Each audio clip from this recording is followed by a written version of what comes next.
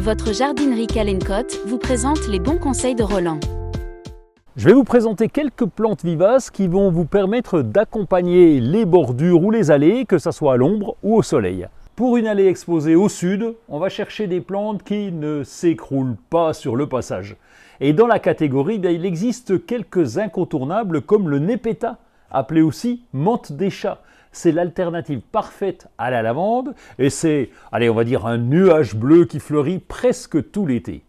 Les rigerons, qui est connu sous le nom de pâquerette des murailles ou vergerette, s'insère à peu près partout et puis il présente un joli tapis fleuri. On va planter tous les 20 à 30 cm du bord de l'allée pour laisser la plante s'étaler sans bloquer le passage.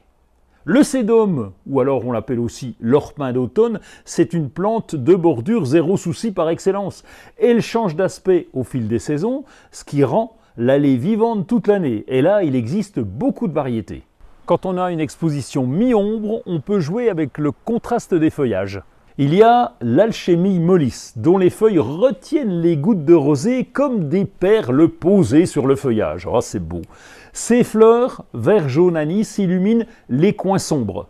Le chair, qu'on appelle aussi le désespoir du peintre, possède une palette de couleurs de feuillage allant du pourpre au caramel et au jaune citron. C'est une vivace parfaite pour de la couleur toute l'année. Pour les installer, mettez-les pas en ligne droite, c'est mieux en quinconce, ça fait un aspect un peu plus sauvage. Comme pour les autres vivaces, espacez vos plants en prenant en compte la taille adulte du végétal. Les plantes doivent se toucher mais pas s'étouffer. Faites un trou d'à peu près 3 fois le volume du contenant et dans les zones de plein soleil, placez du gravier ou des billes d'argile dans le trou de plantation pour un bon drainage. Dans les zones plutôt mi-ombre, le sol reste souvent un peu plus frais. Amendez bien votre terre avec du compost bien décomposé.